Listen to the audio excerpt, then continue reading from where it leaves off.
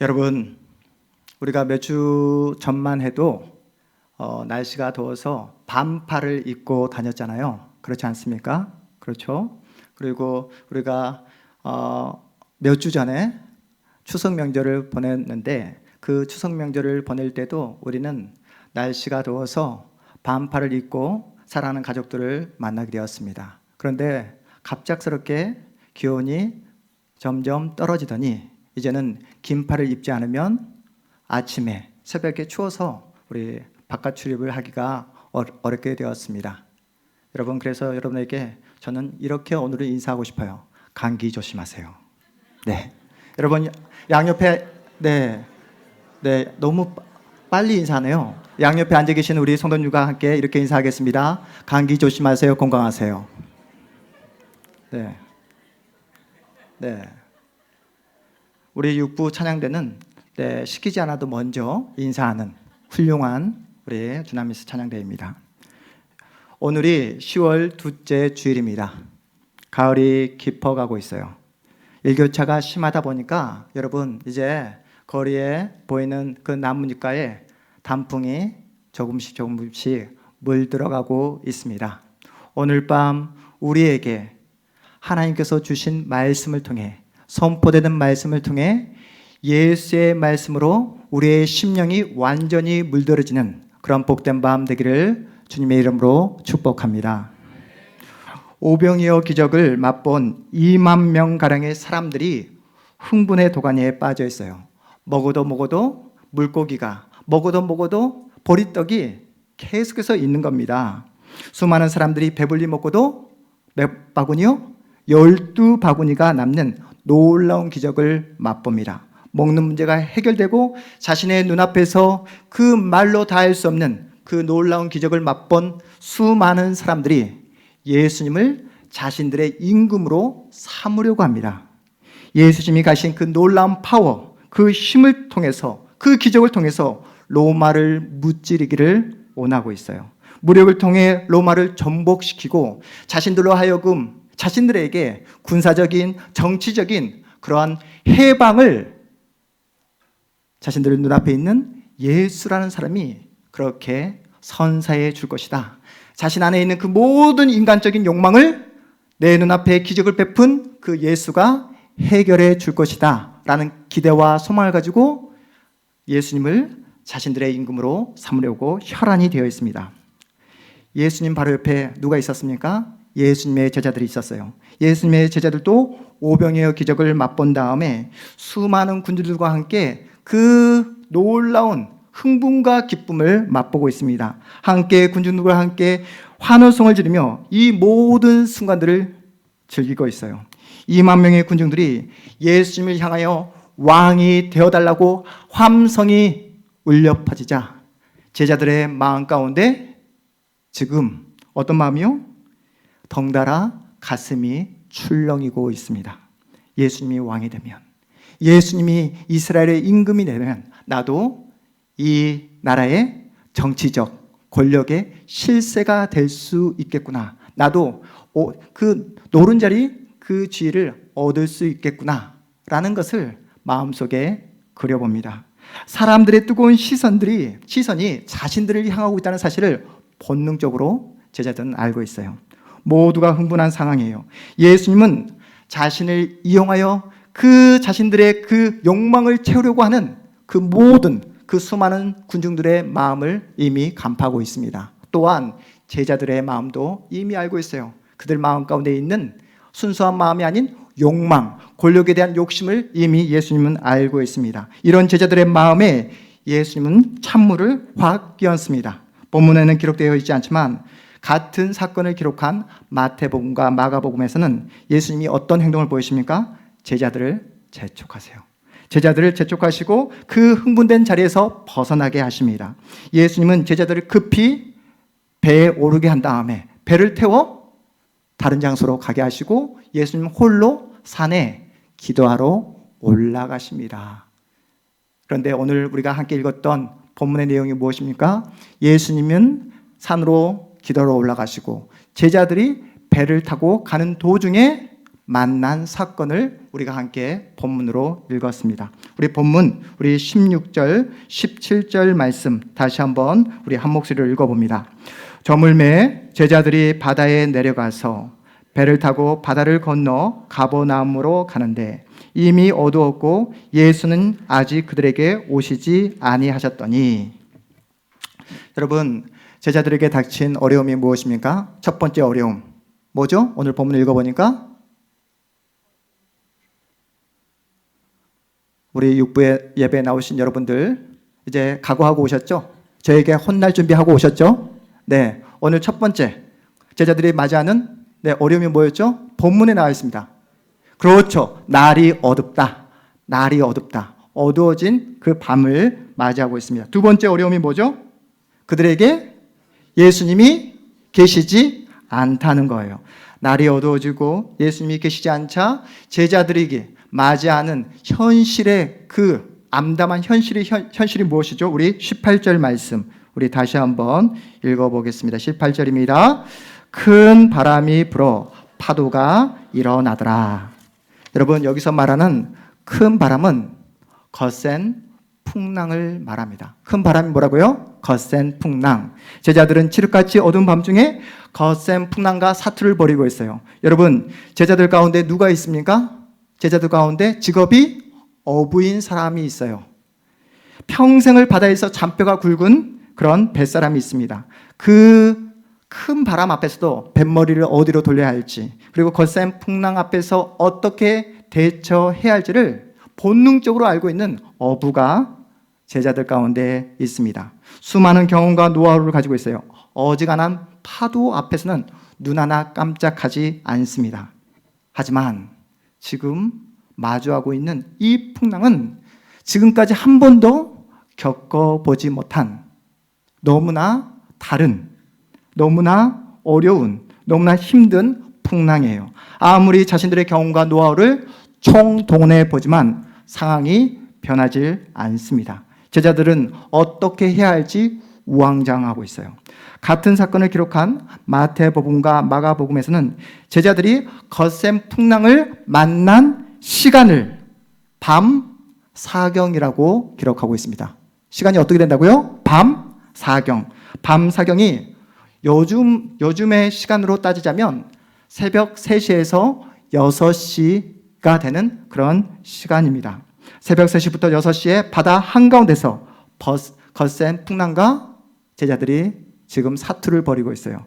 태양이 떠오르기 전입니다. 한 치 앞도 보이지 않아요. 칠흑 같은 어둠 속에서 제자들은 목숨을 걸고 풍랑과 거센 바람과 지금 싸우고 있어요. 문제는 바람이 잦아들 기미가 전혀 보이지 않는다는 거예요. 시간이 지나면 지날수록 바람은 더욱더 거세게 불어닥칩니다.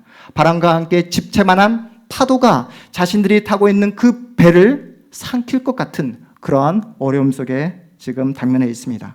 마치 성난 파도가 모든 것을 송두리째 삼켜버릴 것 같은 그런 성난 기세입니다. 여러분, 차를 타고 가시다가 터널을 만날 때 있잖아요.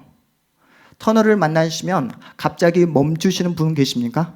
아니죠. 터널을 만나더라도 우리는 그저 동일한 속도로 쭉 터널 속으로 들어갑니다. 용기 있게, 담대하게, 의심 없이 들어가죠. 왜냐하면 정해진 시간만 지나면, 정해진 거리를 달리다 보면 빛을 볼 거라는 믿음이 있기 때문에 우리는 터널을 의심 없이 진입합니다. 하지만 성남풍랑과 만나고 싸우고 있는 제자들에게는 전혀 소망이 보이질 않아요.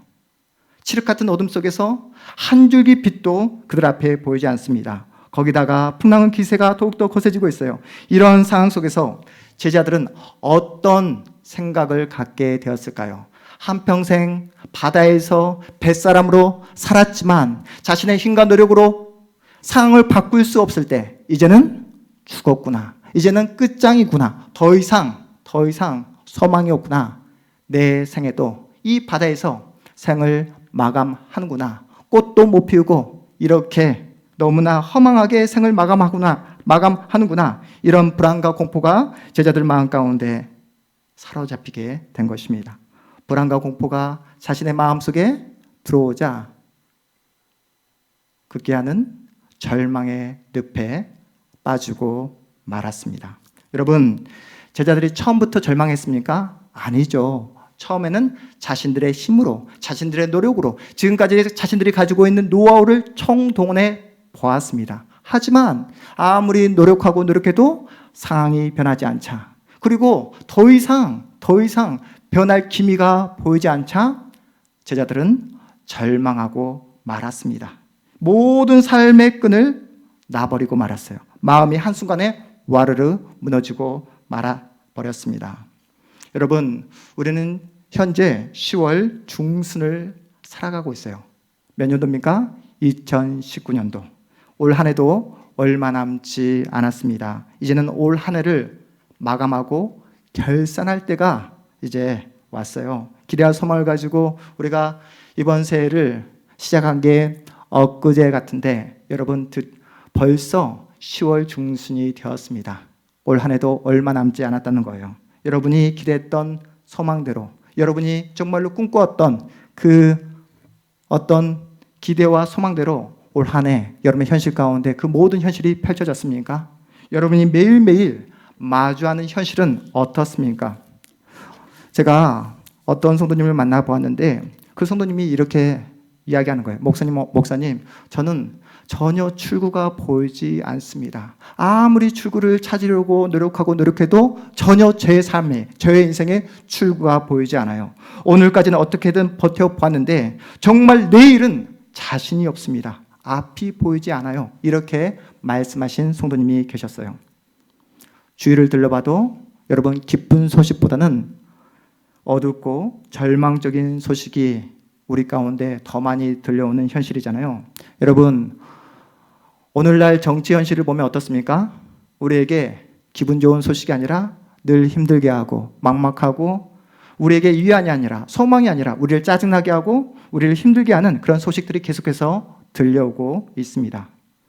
국회의원들이 뭘 하는지 모르겠어요. 그러니까 시민들이 거리에 나올 수밖에 없는 그러한 현실을 우리가 마주하고 있습니다. 사회 곳곳을 들여다봐도 희망보다는 칠흑 같은 어둠이 짙게 드려져 있습니다. 여러분, 전에 아프리카 돼지열병이라고 들어보셨습니까?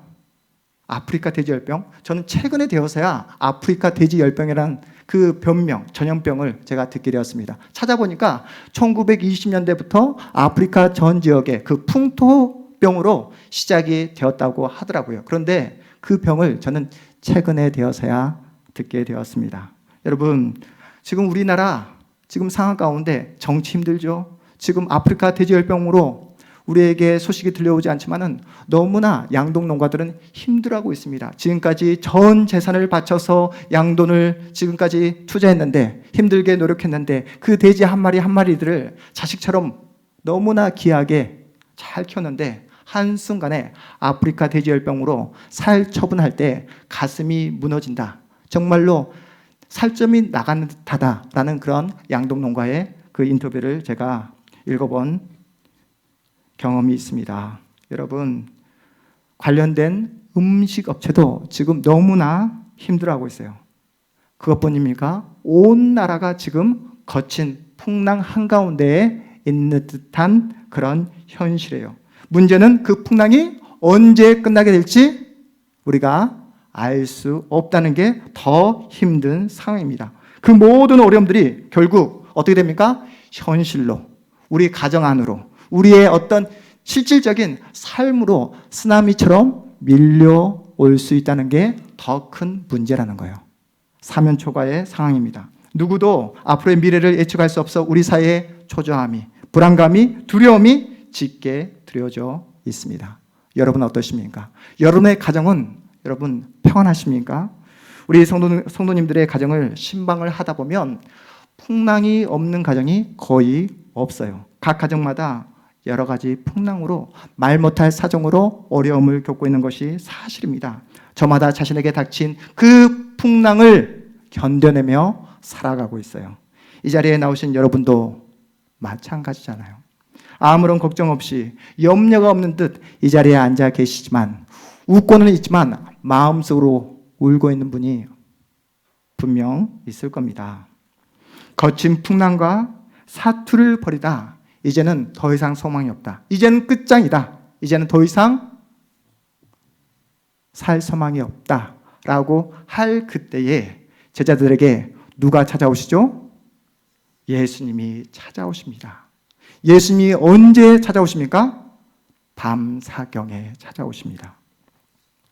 무슨 말입니까? 밤 사경이 되기까지 새벽 3시부터 6시까지 죽을 힘을 다해 그 죽음의 문턱까지 갔을 때야 비로소 예수님이 제자들을 찾아오셨다는 거예요. 자신들의 생각과 자신들의 그 모든 경험을 다 동원해 보았지만 절망밖에 남지 않았을 그 밤사경에 예수님이 제자들을 찾아오십니다. 제자들은 처음에 무리를 걸어오신 예수님을 어떻게 보았죠? 유령이라고 보았어요. 바로 몇 시간 전만 해도 예수님이 오병이어 기적을 통해서 2만 명이 넘는 그 사람들을, 수많은 사람들을 먹이고도 12바구니를 남게 하신 그 능력의 하나님이라는 사실을 경험했음에도 불구하고 자신들의 생각과 상식을 뛰어넘는 놀라운 기적을 맛보았음에도 불구하고 예수님이 설마 바다 위를, 물 위를 걸을 수 있겠어? 라는 그러한 의심을 했던 거예요. 그래서 바다 위로 걸어오신 예수님을 어떻게 보았다고요? 유령으로, 귀신으로 그렇게 오해했던 것입니다. 이제는 성남 파도가 무서운 것이 아니라 자신들을 향해 걸어오신 예수님이 무서워서 소리를 지릅니다. 여러분, 아이러니하지 않습니까? 예수님을 유령이라 착각하고 있어요. 그들은 누구입니까? 예수님의 제자예요. 예수님께서 베풀으신 그 놀라운 기적을 바로 눈앞에서 경험했던 예수님의 제자였습니다. 그럼에도 불구하고 예수님을 잊어버리고 예수님을 놓쳐버리고 절망의 포로가 되자 자신에게 다가오는 예수님을 유령으로 착각하고 말았다는 겁니다. 오히려 예수님을 두려워하고 있어요. 그렇게 무서워 떨고 있는 제자들에게 예수님께서 이렇게 말씀하십니다. 본문 우리 20절 말씀 우리 다시 한번 읽어보겠습니다. 20절입니다. 이르시되 내니 두려워하지 말라 하신대. 이르시네 내니 두려워하지 말라. 내니 두려워하지 말라. 사랑하는 성도 여러분, 여전히 풀리지 않는 상황 때문에 여러분 답답하십니까? 여러분 현재 직면하고 있는 풍랑은 무엇입니까? 자녀 문제 때문에 소화리를 하고 계십니까? 건강 때문에, 관계 문제 때문에, 경제적인 문제 때문에, 앞으로의 미래 때문에 힘들어하고 아파하고 걱정하고 있는 우리 성도님이 계십니까?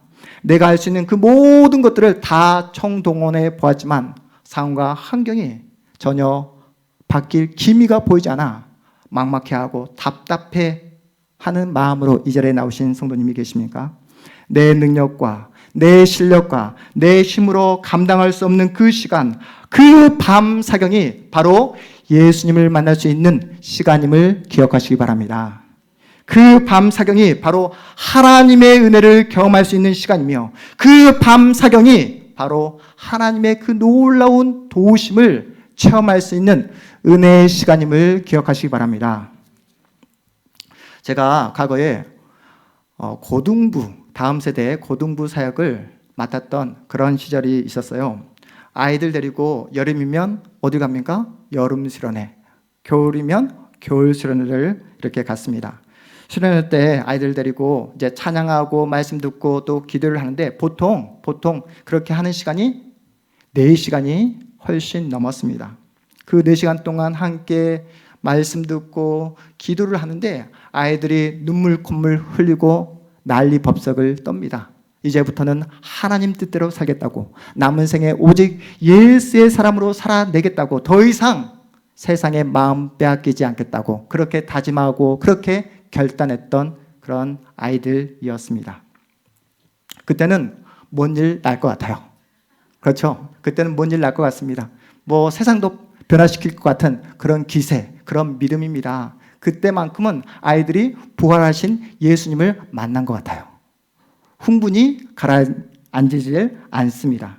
그런데 여러분 수련회가 보통 목요일, 금요일, 토요일 2박 3일 이렇게 하잖아요. 그렇게 해서 토요일 날 교회에 돌아와서 다음 날 우리가 무엇을 합니까?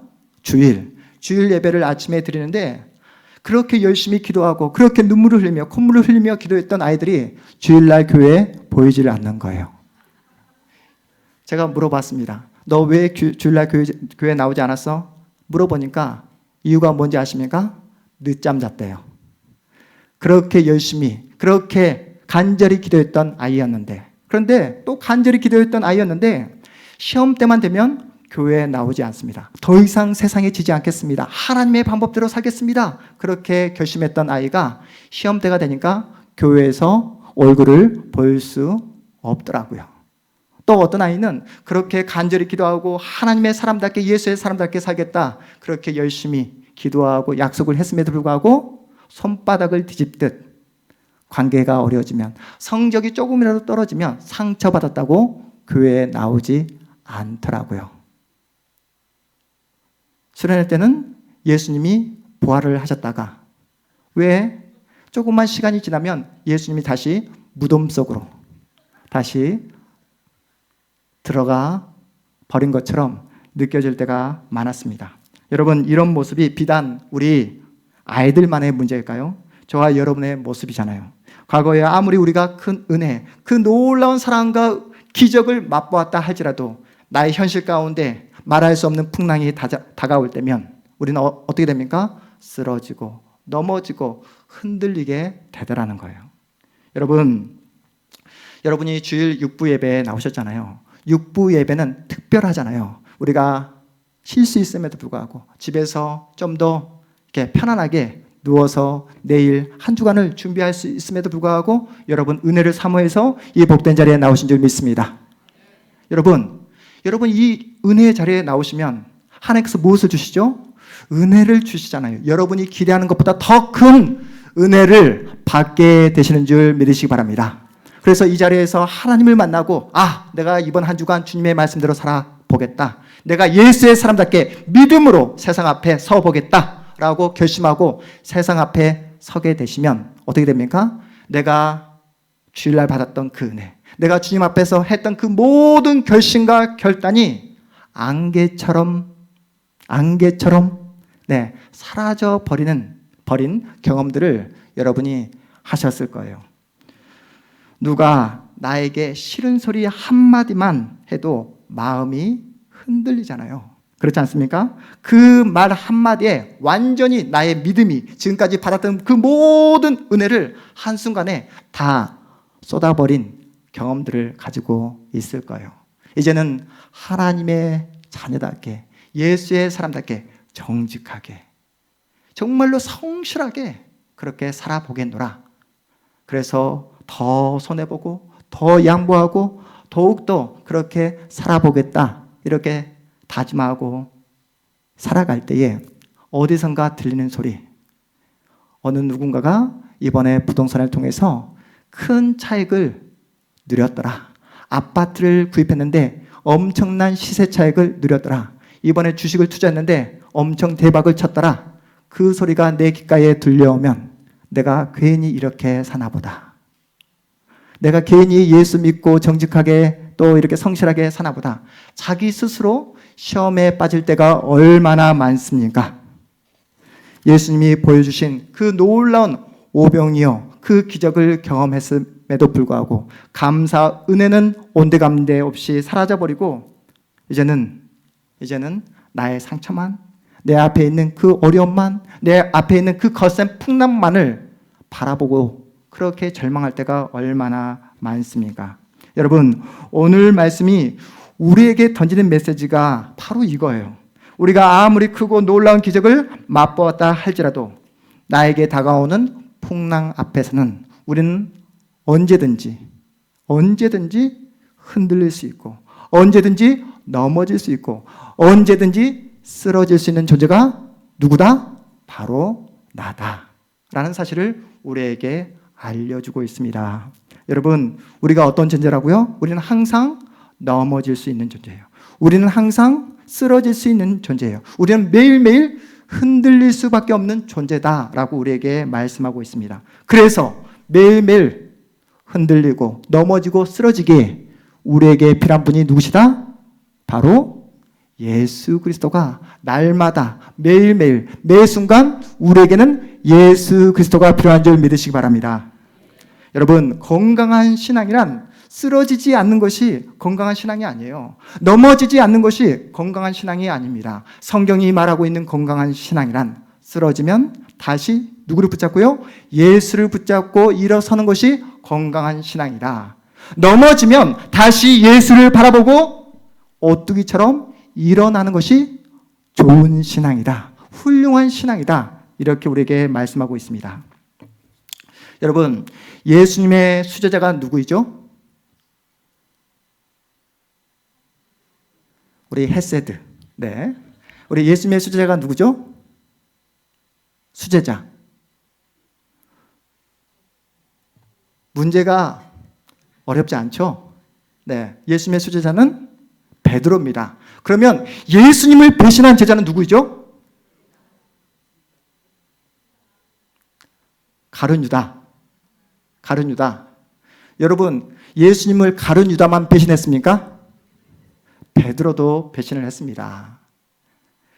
여러분, 그런데 가룟 유다는 예수님을 배신한 것에 대해서 비관한 나머지 스스로 자신의 목숨을 끊어버리잖아요. 그런데 베드로는 예수님을 배신했어요. 그럼에도 불구하고 자신의 잘못을 뉘우치고 예수님을 붙잡고 회개함으로 끝내 순교하는 자리로 나아갑니다. 이 두 사람의 가장 큰 차이점이 뭘까요? 한 사람은 자신을 바라보았고 한 사람은 예수를 바라보았다는 겁니다. 여러분, 믿음이란 무엇입니까? 내 자신을 바라보는 것이 믿음이 아니에요. 상황과 환경을 바라보는 것이 믿음이 아니라 바로 모든 상황과 환경을 주관하고 계시는 예수를 바라보는 것. 이것이 바로 성경이 말씀하고 있는 믿음인 줄 믿으시기 바랍니다. 여러분, 인생의 어려움, 영적인 밤, 사경을 여러분이 밤 사경을 맞이하고 있다고 한다면 절대로 여러분 자신을 바라봐서는 안 돼요. 밤 사경, 그 거센 풍랑에 함몰되어 거기에 목숨 걸고 관심 갖고 거기에 더 많은 시간을 보내면 절망밖에 남지 않습니다. 그때 누구를 바라봐야 한다고요? 바로 나보다 더 크신 예수 그리스도. 그 모든 상황과 환경을 주관하고 계시는 예수 그리스도. 그리고 우리에게 말씀하고 계시는 어떻게요? 내니 두려워하지 말라. 뭐라고요? 내니 두려워하지 말라. 우리 따라해 볼까요? 내니 두려워하지 말라. 나다. 두려워하지 말아라.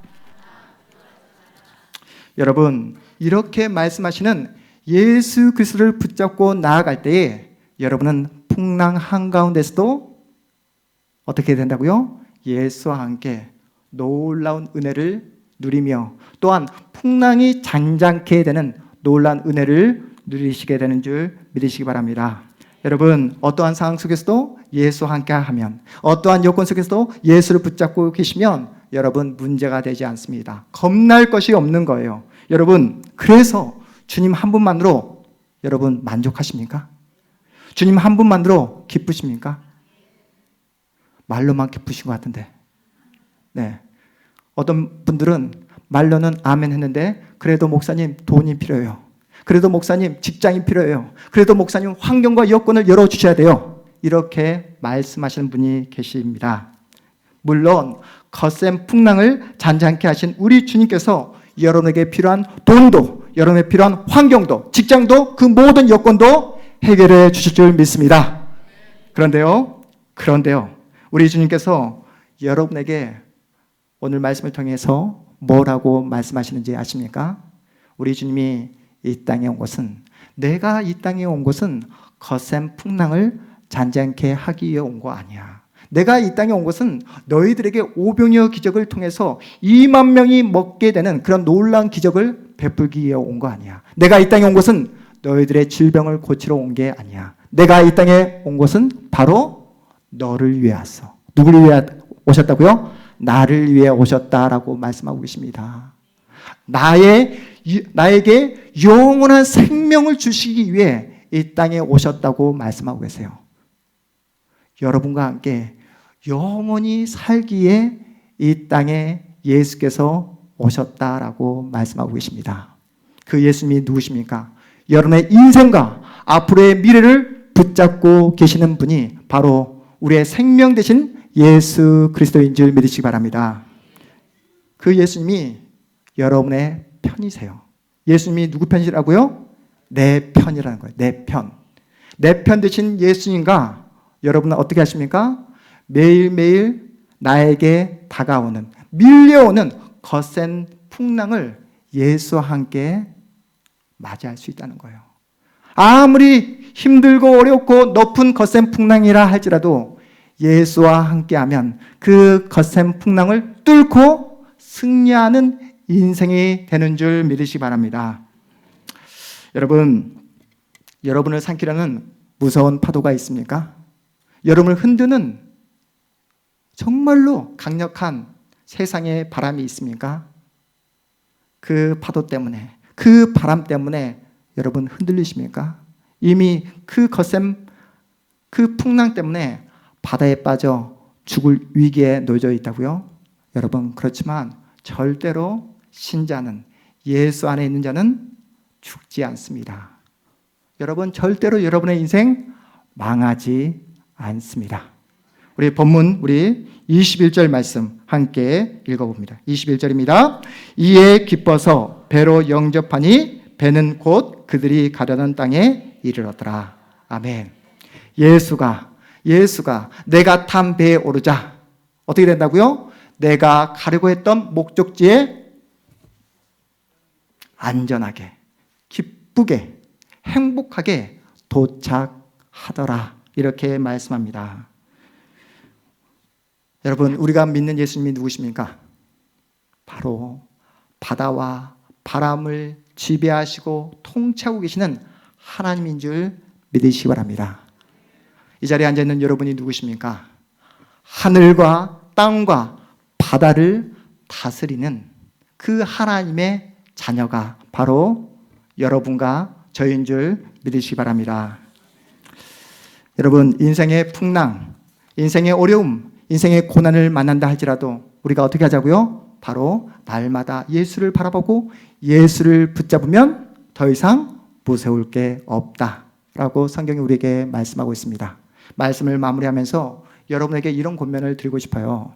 이 자리에 앉아 계신 우리 육부에 나오신 우리 성도님들, 힘든 몸을 이끌고 지친 몸을 이끌고 이 자리에 나오셨잖아요. 예배에 나오시기 전에 날마다 이 예배를 통해서 역사하실 하나님을 기대하는 마음으로, 어떤 마음이요? 기대하는 마음으로 나오시기 바랍니다.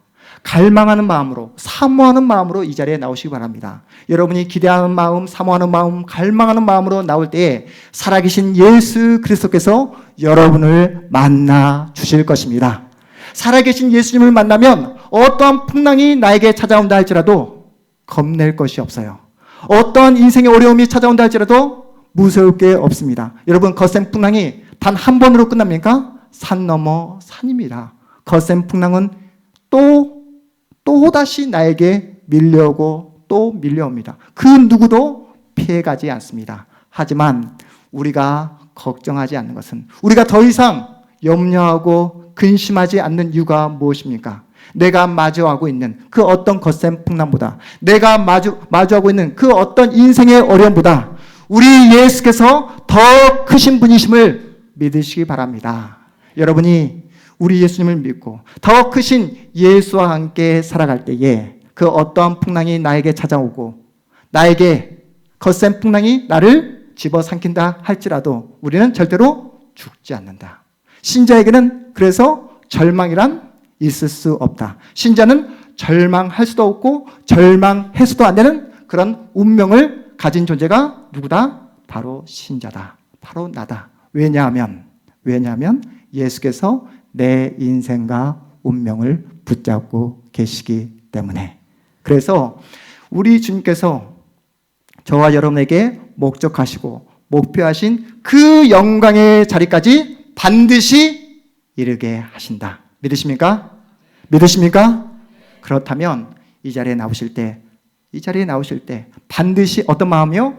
기대하는 마음, 사모하는 마음, 갈망하는 마음, 누구를 만나고야 말겠다는 바로 살아계신 예수 그리스도, 그래서 이 자리에서 분명히 죽음을 이기시고 부활하신 예수 그리스도를 만나시기를 주님의 이름으로 축복합니다. 바다를 잠잠케 하시는 그 살아계신 예수님을 날마다 이 자리에서 만나시기를 주님의 이름으로 축복합니다. 그 예수를 붙잡고 세상에 나가 믿음으로 예수와 함께 승리하는 여러분의 복된 한 주, 남은 여러분의 생애, 여러분의 인생, 여러분의 존재 되시기를 주님의 이름으로 축복합니다. 우리 자리에서 일어나겠습니다.